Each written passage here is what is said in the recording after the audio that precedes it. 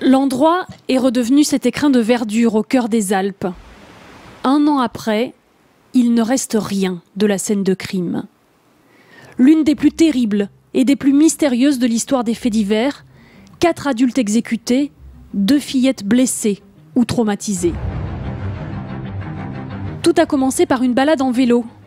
Le 5 septembre, il y a 1 an, à 15h30, un cycliste anglais, un ancien de la Royal Air Force, arrive par la petite route.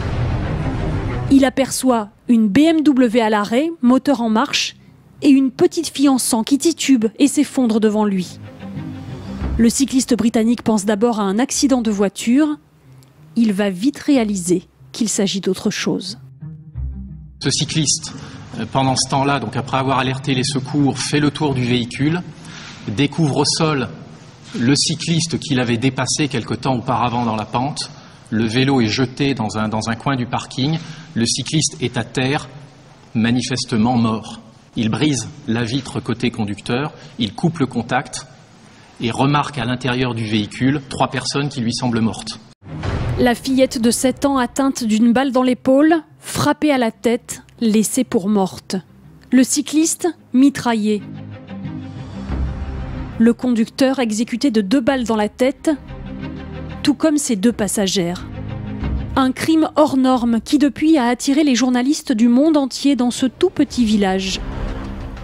Alors aujourd'hui, 1 an après, les habitants de la vallée n'ont plus vraiment envie d'en parler. Cette Anglaise tient un gîte près de Chevaline. C'est juste horrible, ça n'arrive jamais dans la région. C'est un énorme mystère. 1 an d'enquête, des milliers de documents épluchés, des centaines de témoins entendus, et les enquêteurs n'ont toujours pas percé le mystère.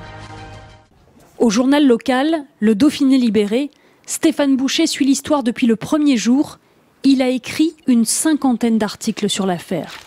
Il y a des éléments quand même importants qui ont été retrouvés sur place. Il y a les douilles, il y a un morceau de l'arme. Le véhicule des victimes n'a pas été brûlé, donc ils ont retrouvé les téléphones, ils ont retrouvé beaucoup d'éléments. Et on pouvait espérer que ces éléments retrouvés permettent aux enquêteurs d'avancer. A priori, ce n'est pas le cas. Un mystère qui tient en partie à la personnalité des victimes. Saad Alili, 50 ans, tué avec sa femme et sa belle-mère, est un ingénieur britannique d'origine irakienne. Il travaillait dans le secteur de la défense. Les gendarmes ont exploré toutes les pistes. Le tueur fou, le règlement de compte professionnel, ou encore l'Irak, où le père de Saad faisait des affaires.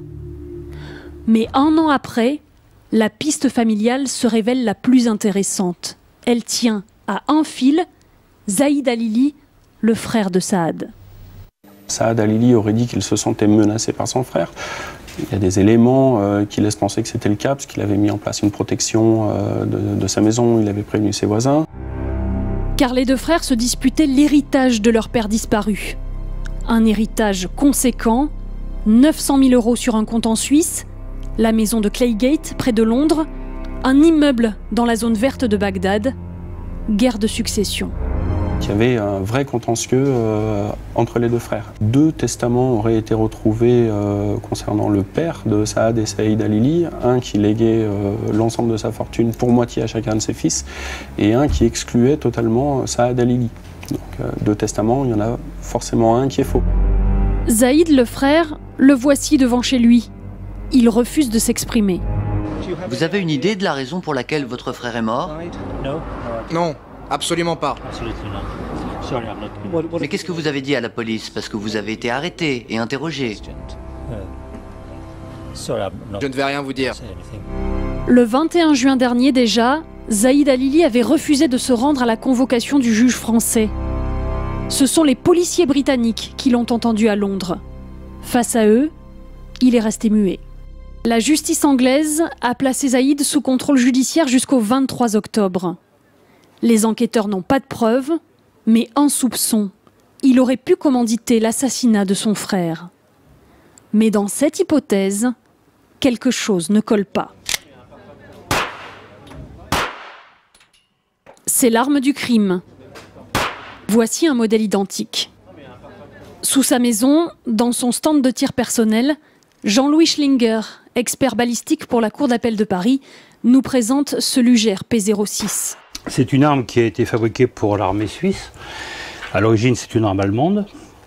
Et donc les Suisses ont demandé en 1900 un modèle spécifique pour l'armée suisse en calibre 7,65 Parabellum, alors que le calibre d'origine était de 9 mm. Et donc il y a eu une production totale de 28 000 unités. 28 000 exemplaires fabriqués il y a 100 ans, une toute petite quantité. Mais surtout cette arme est vieille, obsolète. C'est l'un de ces modèles qui a tué à Chevaline. Les gendarmes l'ont identifié grâce aux 25 douilles retrouvées sur place. Et cette arme, paradoxalement, épaissit le mystère. Soit l'auteur n'avait vraiment que cette arme, on n'est pas très loin de la Suisse, c'est peut-être une arme qui restait dans un grenier, qui a été prise pendant la guerre, il n'y a vraiment que cette arme, soit elle a été utilisée pour brouiller les pistes. Car dans l'hypothèse où Saad aurait été victime d'un règlement de compte commandité par un ennemi, comment penser qu'un tueur professionnel utiliserait une telle arme?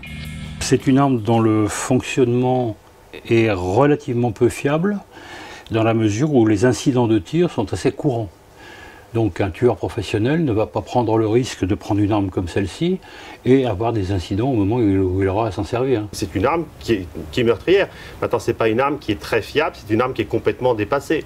C'est un petit peu comme si vous faisiez une attaque de banque avec une vieille traction avant. Vous n'allez pas prendre ça pour partir rapidement. Ce n'est pas une arme qui pourrait être utilisée par des professionnels ou par rapport à des armes modernes qui existent. Pour explorer la piste du règlement de compte, les enquêteurs attendent de pouvoir consulter les données personnelles de Saad Halili stockées sur un serveur aux États-Unis. Et puis, les gendarmes n'abandonnent pas l'hypothèse d'un tueur de la vallée, un fou ou bien un homme qui aurait voulu faire disparaître des témoins présents là par hasard. Il faut garder espoir, en tout cas les enquêteurs, le procureur, les juges semblent garder espoir et tout le monde espère que cette affaire sera solutionnée un jour.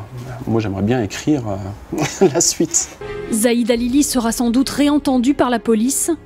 Quant aux 2 fillettes du couple Halili, elles ont été confiées à la sœur de leur mère. Elles sont toujours sous protection policière.